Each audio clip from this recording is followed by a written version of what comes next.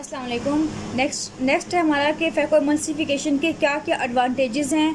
तो ये वैसे ही एडवांटेजेस हैं जैसे हमने जो कंपैरिजन पढ़ा था इंट्रा कैप्सुलर का और एक्स्ट्रा कैप्सुलर वाला, लेकिन इसकी थोड़ी सी एडवांस है। वो ये कि बहुत एक्सेलेंट कंट्रोल होता है इसके अंदर हर ईच फेज़ का। ठीक है, आप जब जाएंगे देखेंगे तो आपको पता लगेगा हर फेज़ जो है वो बहुत ही एक्सेलेंटली कंट्रोल किया जाता है। एक्सपर्ट होते हैं डॉक्टर इसमें करने को। नो स्टिच और सुचरलेस इंसियन बता चुकी हूँ, कोई इसमें इंसियन नहीं लगता, इसलिए इसके अंदर ज़्यादा कॉम्प्लिकेशंस नहीं आती। चैम्बर जो है वो बिल्कुल क्लोज रहता है इसमें इसलिए इसमें ज़्यादा प्रॉब्लम्स नहीं आती। मीन कोई भी विट्रस वगैरह लॉस होने का खतरा नहीं होता। इसके अलावा एंडोथीलियम हो गई, आरएस हो गया, पोस्टीरियर चैम्बर हो गया, इनमें जो है वो बहुत कम चांसेस होते हैं कि कोई डैमेज वगैरह इसके अंदर हो, और एस्टिग्मेटिज्म भी डेवलप नहीं होता। इसकी कॉम्प्लिकेशंस आपके इंपॉर्टेंट है, आपने सारी की सारी करनी है। इसमें से एमसीक्यूज भी आ जाते हैं और एससीक्यूज भी पॉसिबल होता है कि आ सकता है। अच्छा, अब कॉम्प्लिकेशंस जो हैं वो डिवाइड की हुई हैं, ये आपने करनी है जतोई से। वहाँ पे अच्छी लिखी हुई हैं कि ड्यूरिंग द ऑपरेशन जो कौन कौन सी कॉम्प्लिकेशन हो सकती हैं। हमने एनेस्थीसिया की कॉम्प्लिकेशंस पहले पढ़ ली थी एनेस्थीसिया के साथ ही। अब हम पढ़ते हैं कि ऑपरेशन के दौरान बाकी कौन कौन सी जो है वो हो सकती हैं। सुप्राकोरोइडल हैमरेज हो सकता है जब हम इंसियन जो देती हैं कॉर्निया के अंदर। ठीक है, हमने इस तरह से इंसियन दिया, हम जो है अंडर होने के बाद क्या होता है कि क्रोइड जो होता है वो वहाँ से जो वैसेस होती है यहाँ पे वो डिटैच कर सकती है। डिटैच होने की वजह से वहाँ पे हैमरेज हो सकता है, और ये बहुत अचानक से हैमरेज होता है, इसे हम कहते हैं एक्सपल्सिव हैमरेज होता है। इसमें क्या होता है कि बाकी कंटेंट वगैरह भी बाहर निकल सकते हैं इसके साथ। इसके अलावा जो है पोस्टीरियर कैप्सूल रप्चर कर सकता है। हमने यही बात की थी कि हमने पोस्टीरियर कैप्सूल को जो है वो मेंटेन रखा था, उसको हमने नहीं छेड़ा था। लेकिन अगर किसी वजह से ये पोस्टीरियर कैप्सूल रप्चर कर जाए, रप्चर होने की वजह से क्या प्रॉब्लम हो जाएगी कि यहाँ पे जो है ना हम जो नया लेंस है वो इम्प्लांट नहीं कर सकते। इसके अलावा न्यूक्लियस जो है वो ड्रॉप कर सकता है विट्रस के अंदर। हमने जब न्यूक्लियस को मूव करवाया था, ठीक है, हमने कैप्सूल बैग के अंदर न्यूक्लियस को मूव करवाया था। मूव करवाने के बाद अगर यहाँ पे रप्चर हो जाए पोस्टीरियर में तो ये ड्रॉप करके यहाँ पे आ सकता है, विट्रस के अंदर लॉस हो सकता है। इसके अलावा क्या करेंगे हम, विट्रस लॉस हो गया, साथ है डिटैचमेंट ऑफ डेसिमस मेम्ब्रेन। अब क्या है कि अगर हमने इंसियन दिया, हमने इस तरह का इंसियन दिया, देने के बाद जब हम अंदर गए तो साथ में जो डेसिमस मेम्ब्रेन की लेयर थी अंदर वाली वो इससे डिटैच होगी, सो ये प्रॉब्लम आ जाएगा। इसके अलावा आयरोडायलिसिस हो सकता है। आयरोडायलिसिस ये होता है कि सपोज करें यहाँ पे जो है वो आरएस है, ठीक है, यहाँ पे आरएस है, हमने यहाँ पे क्या किया, हमने इसको डायलेट कर लिया था, पीपल को डायलेट कर लिया था, आरएस जो है वो कॉन्स्ट्रिक्ट हो गए थे। लेकिन अगर हमने इंसियन दिया, इंसियन देने के बाद क्या हुआ कि हमने यहाँ जाने की बजाय हमारा कट यहाँ पे लग गया। यहाँ लगने की वजह से क्या होगा कि ये आरएस जो है ये इसी डिटैच हो सकता है। डिटैच होने की वजह से वहाँ पे प्रॉब्लम हो जाएगी, इसे हम कहते हैं आयरोडायलिसिस कहते हैं। इसके अलावा अगर हेमरेज वगैरह होगा तो यहाँ पे जो एंटी चैम्बर है इसके अंदर क्या हो जाएगा, ब्लड एक्युमुलेट हो सकता है, जिसे हम कहते हैं हाइफीमिया हो सकता है। तो ये नेक्स्ट है हमारा कि पोस्ट ऑपरेटिव कौन कौन सी कॉम्प्लिकेशंस होती हैं, और मतलब अर्ली कौन सी होती हैं। समझ लें कि ऑपरेशन के फ़ौरन बाद जो कॉम्प्लिकेशन आती हैं within few days to 4 weeks. ठीक है, अगर मतलब एक मंथ के अंदर कॉम्प्लिकेशंस आती हैं उन्हें हम कहते हैं अर्ली कॉम्प्लिकेशंस। ठीक है, विद इन 1 मंथ में या 4 डेज तक। अच्छा, अब इसमें कौन सी कॉम्प्लिकेशन आती हैं, सबसे पहले बहुत इंपॉर्टेंट है कि अक्यूट इन्फेक्शन होता है, और इसे हम कहते हैं एंडोफ्थेल्माइटिस। एंडोफ्थेल्माइटिस बहुत इंपॉर्टेंट है, जब आप पढ़ेंगे यूवीएल ट्रैक के अंदर ये टॉपिक दिया हुआ है और ये यूक्यू पॉइंट है। इसका एमसीक्यूज ये आता होता है कि कैटरेक्ट सर्जरी के बाद मेनली ये होता है, क्योंकि जब हम जो है आई को ओपन करते हैं, ओपन करने के बाद बहुत से इन्फेक्शन जो है वो अंदर मूव कर सकते हैं। अब इसमें कौन कौन से इन्फेक्शन होते हैं, स्टैफ हो सकता है इसके अंदर, ठीक है, सूडोमोनास हो सकता है इसके अंदर, और इसके अलावा प्रोटियस हो सकता है इसके अंदर। ठीक है, ये इन्फेक्शन जो है इसके अंदर आ सकते हैं। अब हमने करना क्या है कि हम ऐसा क्या करें कैटरेक्ट सर्जरी के दौरान कि ये इन्फेक्शन ना हो आई में। सो उसके लिए हमने क्या करना होता है कि हमने प्री ऑपरेटिव जो है ना, पहले हमने ओरल एंटीबायोटिक दिए थे उनको कुछ 2 दिन के लिए। ठीक है, वो तो हो गई, हमने पहले बात कर ली थी। इसके अलावा हमने क्या करना होता है कि पोविडीन आयोडीन देना होता है, इसको इंस्टॉल करना होता है प्री ऑपरेटिवली आई के अंदर। इससे भी क्या होता है कि जो चांसेस होते हैं बैक्टीरिया के वो बहुत कम होते हैं। इसके अलावा आप प्री ऑपरेटिव जो है ना सब टेंडन इंजेक्शन भी दे सकते हैं। क्या मैंने कहा, सब टेंडन इंजेक्शन देना है किसका, एंटीबायोटिक का, ताकि हमारे जो है इन्फेक्शन जो है वो ना मूव करे। मेनली ये इन्फेक्शन कौन सा होता है जो कि हमारे आइस में नॉर्मली बाहर प्रेजेंट होता है, वो अंदर मूव कर सकता है और वो इन्फेक्शन करवा सकता है। इसके अलावा हम एंटीबायोटिक इंट्रा ऑपरेटिव इरीगेशन जब कर रहे होते हैं, ऑपरेशन के दौरान जब इरीगेट करते हैं आई को, तब हमने क्या करना होता है, तब हम एंटीबायोटिक जो है वो साथ इंस्टिल कर सकते हैं। और इसमें मेनली कौन सा आता होता है, वेनकोमाइसिन आता है। अच्छा, ये जो पॉइंट मैंने आपको बताया एक्स्ट्रा, ये आपकी जोतोई भी मेंशन नहीं है, तो ये जोगी भी मेंशन है, तो आप वहाँ से नोट कर लें यहाँ पे, ठीक है। वहाँ पे प्री पोस्ट ऑपरेटिव के अंदर, अर्ली के अंदर जो है एंडोथर्माइटिस के पॉइंट के अंदर किया हुआ है। अब उसके बाद क्या हो सकता है, कॉर्नियल एडिमा। अब हमने पढ़ा था कि अगर जो है हमने इंजेक्शन जो है हमने कट लगाया, यहाँ से जो उसकी थी लेयर डेसिमस मेम्ब्रेन थी वो अलग हो सकती है। अगर वो अलग होगी है तो यहाँ फ्लूइड आ जाएगा, जब फ्लूइड यहाँ पे एक्युमुलेट हो जाएगा तो इसका एडिमा स्टार्ट हो जाएगा, ठीक है। तो हमारा कॉर्नियल का एडिमा भी हो सकता है इसके अंदर। नेक्स्ट है कि अगर जो वाउंड हुआ है उसको वो वाउंड लीक भी कर सकता है, बाहर जो है वो कंटेंट रिलीज भी हो सकता है। इसके अलावा जो आरएस है, आरएस प्रोलैप्स कर सकता है। यहाँ पे हमने कहा था कि यहाँ पे आरएस था, ठीक है, यहाँ हमने कट लगाया तो ये आरएस जो है बाहर मूव कर सकता है, ये बहुत ही कॉमन कॉम्प्लिकेशन है। इसके अलावा फ्लैट एंटीरियर चैम्बर, जो एंटीरियर चैम्बर है अगर इसमें विस्कोइलास्टिक सब्सटेंस वगैरह आ गया है, ठीक है, आने की वजह से क्या होगा कि यहाँ पे जब बहुत ज़्यादा विट्रस आ जाएगा तो वो इसको बिल्कुल फ्लैट कर देगा, इस तरह के फ्लैट हो जाएगा ये एंटीरियर चैम्बर, ठीक है, तो फ्लैट हो सकता है।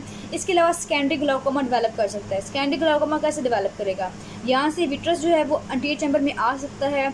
इसके अलावा जो है पीपल ब्लॉक हो सकता है। इसके अलावा इसको इलास्टिक सब्सटेंस जो हमने डाला है, ठीक है, जो डाल रहे हैं बार बार, वो भी इस एंगल को ब्लॉक कर सकता है। जहाँ यहाँ पे एंगल था, ठीक है, जो कि एक्वासीमा ड्रेनेज के लिए था, उसको ब्लॉक कर सकता है। इसके अलावा अगर ना हमने कॉर्टिकोस्टेरॉइड देने होते हैं इन पेशेंट को, अगर वो बहुत प्रोलॉन्ग यूज़ करें तब भी डेवलप कर सकता है। सो सेकेंडरी ग्लाउकोमा भी डेवलप कर सकता है इसके अंदर। बात क्रोइड जो है वो डिटैच हो सकता है। आपको पता है कि यहाँ पे क्रोइड होता है पीछे की तरफ, ठीक है, तो वो डिटैच हो जाएगा जब यहाँ पे हैपोटनी हो जाएगी, जब यहाँ पे वाउंड लीक हो जाएगा तो यहाँ पे क्रोइडल डिटैचमेंट हो सकती है। इसके अलावा आयोडोसाइक्लाइटिस हो सकता है। ये क्यों हो सकता है, क्योंकि वहाँ पे जो है बहुत ज़्यादा कंटेंट वगैरह रिलीज़ हो गया है उसकी, जैसे लेंस जो मैटर हमने निकाला है और लेंस से जो चीज़ें निकलती हैं, निकलने की वजह से यहाँ पे मैंने कहा था कि जब ये निकलेंगी तो ये as a foreign body act करेंगी, तो वहाँ पे है ना इन्फ्लामेशन करवा देंगी आरएस का और पूरी की पूरी जो है ना सीलरी बॉडी का। उसके अलावा अगर यहाँ पे हेमरेज वगैरह होगा तो देर के बाद भी जो है वहाँ पे हाइफीमिया मिल सकता है, ब्लड जो है वहाँ पे मिल सकता है। देखिए आप जब है ना डेवलप करता है एंडोथेल्माइटिस डेवलप करता है सर्जरी के बाद, तो इसमें इस तरह से पस एकमुलेट हो जाती है, जैसे हम कहते हैं हाइपोपियन। और देखिए यहाँ पे रेडनेस वगैरह भी है इसको, ये भी वही है, एंडोथेल्माइटिस हो गया है सर्जरी के बाद और यहाँ सूचर आपको नज़र आ रहे हैं। और इसके अलावा आइरिस प्रोलैप्स कर सकता है, ये हमने पहले बात कर ली है। डायग्राम में दिखाया गया है आपको पोस्ट ऑपरेटिव आयरेडोसेफलाइटिस, ठीक है। इसके अलावा और कॉम्प्लिकेशंस भी साथ साथ हैं कि इसमें ना ग्लाउकोमा डेवलप किया, ग्लाउकोमा के बाद उन्होंने पेरिफेरल एरिडेक्टमी की, ठीक है, और आपको कॉर्नियल सूचर नज़र आ रहे हैं। इसके अलावा पीपल जो शेप थी वो भी बिल्कुल ख़राब हो गई है, ठीक है, ये भी इसमें आ गया। इसके अलावा पीपल की एरिया में एक्सुडेट वगैरह भी हमें मिल रहा है, तो बहुत ज़्यादा कॉम्प्लिकेशंस भी इसके अंदर आ सकती हैं। नेक्स्ट इसकी आती हैं लेट कॉम्प्लिकेशंस। लेट कॉम्प्लिकेशन जो होती हैं वो तकरीबन समझ लें कि 1 मंथ से लेकर 1 ईयर तक जो कॉम्प्लिकेशन होती हैं वो उसकी लेट में कॉम्प्लिकेशंस आती होती हैं इसकी। अच्छा, इसमें आप कौन कौन से जाएंगे, इसमें क्रोनिक एंडोथेल्माइटिस हो सकता है, जैसे पहले एक्यूट हो रहा था, अब जो है क्रोनिक एंडोथेल्माइटिस को हो सकता है अगर बैक्टीरिया जो है वो परसिस्ट कर जाए, ठीक है। इसके अलावा क्या है कि फैको एंटीजेनिक यूवेटाइटिस हो सकता है। ये मेनली क्या होता है कि ये ऑटो इम्यून रिएक्शन होता है आई का, और आता क्यों है वही वजह है कि इसमें लेंस मैटर रह गया तो ऑटो इम्यून रिएक्शन आ सकता है। इसके अलावा कॉर्निया डिकम्प्रेशन हो सकती है। ये कॉर्निया थी, ठीक है, ये सपोज कॉर्निया थी, इस तरह थिक थी, अब इसमें क्या हुआ कि बार बार डैमेज हुआ एंडोथेलियम को और बार बार उसकी परफोरेशन हुई, ये जो भी प्रॉब्लम हुई उसकी वजह से क्या होगा कि बिल्कुल थिन हो जाएगा, इसकी डिकम्प्रेशन हो जाएगी। ये कॉर्निया के अंदर प्रॉब्लम आया कि जैसे यहाँ पे विट्रस लॉस हो रहा है, विट्रस लॉस होने की वजह से पीछे कॉर्निया का जो मैकुला का रीजन होगा वहाँ पे एडिमा भी हो सकता है, क्योंकि पीछे से जो है उसका फ्लूइड मूव कर जाएगा इनवर्ड, क्योंकि यहाँ प्रेशर जो है वो खींच रहा है। जो जब कोई चीज़ खींच रही होगी तो पीछे से जो ब्लड होगा वो लीक होना स्टार्ट हो जाएगा, ठीक है, तो सिस्टोइड मैकुलर एडिमा हो सकता है, मतलब सिस्ट टाइप जो है ना वहाँ पे बन जाते होते हैं। इसके अलावा नेक्स्ट है रेटिनल डिटैचमेंट हो सकती है। अब वही बात है कि जब फ्लूइड लॉस होगा, विट्रस लॉस होगा तो वो खिंचाव पैदा करेगा इसी रीजन में, ठीक है, खिंचाव करने की वजह से जो है पीछे से रेटिना है वो भी डिटैच हो जाएगी यहाँ से, ठीक है, इस तरह की रेटिना जो है वो डिटैच हो सकती है। इसके अलावा हमने बार बार एपिथेलियम की डैमेज होने की वजह से फाइब्रस डीप ग्रोथ हो सकती है। मीन यहाँ हमने कट लगाया है, कट लगाने के बाद यहाँ पे फाइब्रस ग्रोथ होना स्टार्ट हो जाए तो एस्टिग्मेटिज्म डेवलप भी कर सकता है इसके। नेक्स्ट बहुत ही इंपॉर्टेंट आपका ये एमसीक्यू पॉइंट भी है और यूक्यू पॉइंट भी है कि कैटरेक्ट को रिमूव करने के बाद दोबारा कैटरेक्ट हो सकता है। इसको हम सेकेंडरी कैटरेक्ट भी बोलते होते हैं, ठीक है। और इसके अलावा जो है आफ्टर कैटरेक्ट भी बोलते होते हैं। तो ये कब होता है? कैटरेक्ट रिमूव करने के बाद। अब इसमें है ना कुछ टाइप्स हैं, किस किस टाइप के जो कैटरेक्ट डेवलप कर सकता है। इसमें है कि थिन मेम्ब्रेन डेवलप कर सकती है। अगर हम बात करें, ये लेंस है, अगर हम अंटीरियर व्यू से देखें, ठीक है, ये लेंस है, तो इसके अंदर हल्के हल्के जो है थिन से ना इस तरह के मेम्ब्रेन टाइप जो है ना बन सकती है। एक ये टाइप होगी। सेकंड है रिंग ऑफ सोमरिंग्स। रिंग ऑफ सोमरिंग जो बनती है ना, वो मेनली किससे बनती होती है? अब मैंने आपको बताया था कि ये जो है सपोज करिए पोस्टीरियर कैप्सूल है, ठीक है, इस तरह था, हमने इसको छोड़ दिया था ताकि हम जो है अपना इंट्राओक्यूलर लेंस आई के अंदर इंसर्ट कर सकें। अब इसको हमने छोड़ दिया, ठीक है। छोड़ने के बाद ये इसकी अंटीरियर पार्ट थोड़ा बहुत रह गया था, ये इस तरह हट के इस तरह हो जाता है, ठीक है। अच्छा, अब क्या होता है कि अंटीरियर की तरफ मैंने बताया था आपको कि अगर लेंस का जो अंटीरियर पार्ट होता है वहाँ पे क्यूबोइडल सेल्स होते हैं और वो ग्रो करते हैं, और ग्रो करने के बाद क्या बनाते हैं? वो लेंस फाइबर्स बनाते हैं। सो ये जो पार्ट रह गया है ये दोबारा प्रोलिफरेट करेंगे। प्रोलिफरेट करने के बाद जो है सेल्स बनाएंगे। सेल्स बनाने के बाद सेल्स बनाने के बाद फाइबर्स बनाएंगे। लेंस फाइबर्स बनाने की वजह से यहाँ पे क्या बन जाता है? एक पूरे का पूरा रिंग बन जाता है, जिसे हम कहते हैं रिंग ऑफ सोमरिंग। और एक किस टाइप का होता है? अगर मैं इसको अंटीरियर व्यू दिखाऊँ इस तरह से, ठीक है, अगर अंटीरियर व्यू दिखाऊँ इस तरह से, तो यहाँ पे क्योंकि पूरे एज की तरफ जो है वो अंटीरियर पार्ट था इसका कैप्सूल का, जो कि रह गया था, वो प्रोलिफरेट करेगा तो पूरे के पूरे एज की तरफ जो है वो इस तरह से थिक सा एक रिंग बन जाएगी, जिसे हम कहते हैं रिंग ऑफ सोमरिंग्स, ठीक है। ये आपने बात याद रखनी है। और ये मेनली किससे बनती होती है? Ring of Soemmerring. ये लेंस फाइबर्स बनते हैं जो कि प्रोलिफरेशन होती है अंटीरियर कैप्सूलर सेल्स की। अच्छा, अब नेक्स्ट है आपकी एल्शनिंग्स पल्स। एल्शनिंग्स पल्स जो होती है ना, वो किस तरह बनती हैं? वो डेवलप भी तकरीबन इसी सेल से ही डेवलप करते हैं। अगर मैं इसको बताऊँ आपको, इन्हीं सेल से ही तकरीबन डेवलप कर रही होती हैं, ग्रोथ हो रही होती है, प्रोलिफरेशन। लेकिन होता ये है कि इसके सेल जो है वो पोस्टीरियर मूव कर देते हैं। अब ये कहाँ पे होंगे? इंट्राओक्यूलर लेंस अगर यहाँ पड़ा हुआ एक्सपोज करें, उसके पीछे की तरफ पोस्टीरियर कैप्सूल, उसके दरमियान में ये इस तरह के गोल गोल से एल्शनिंग्स पल्स की तरह पड़े होते हैं। और बनते कैसे हैं? प्रोलिफरेशन किसकी होती है? सब कैप्सूलर सेल्स की होती है। और बड़े बड़े लार्ज बॉल्स टाइप बनते हैं। अगर मैं एंटीरियर व्यू से इसको दिखाऊँ इस तरह से, तो हमें एंटीरियरली इस तरह के बॉल्स नज़र आ रहे होते हैं, इन्हें हम कहते हैं एल्शनिंग्स पल्स कहते हैं, ठीक है। अगर मैं इसके आपको डायग्राम दिखाऊं तो ये इस तरह की डायग्राम शो होती है और इस तरह की डायग्राम हमें नज़र आती है। अब उसके बाद इसकी मेन ये है कि हमने इसको, इसके अलावा हाँ फाइब्रस मेम्ब्रेन भी बन सकती है, वो भी इसकी एक है कि कैटरेक्ट डेवलप कर सकता है। इसके बाद है ट्रीटमेंट। ट्रीटमेंट बहुत इंपॉर्टेंट है इसकी।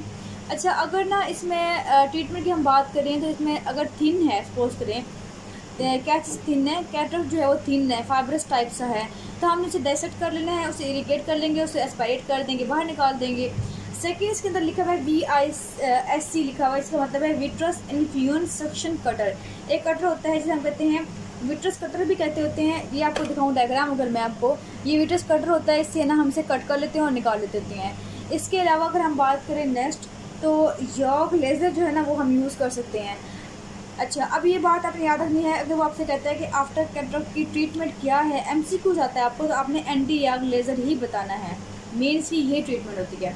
अच्छा, अगर वो थिक है, बहुत ज़्यादा थिक है कि वो रेजिस्टेंट है, उसको रिमूव करना, फिर हम क्या करेंगे? हम उसे कट करेंगे, उसे पीसेस में डिवाइड करेंगे और एस्पायरेट कर लेंगे। इसके अलावा हमने क्या करना है कि उसे यॉग लेज़र से भी रिमूव कर सकते हैं, ठीक है। तो ये इसकी ट्रीटमेंट होती है, ये आपने कर लेनी है इसकी। और जितना में थोड़ा सा लिखा हुआ है, बस में लिखा हुआ है कि हमें यॉग लेज़र मेनली इसमें यूज़ करना होता है। सो यहाँ तक जो है आपकी कॉम्प्लिकेशंस कंप्लीट हो गई हैं। ये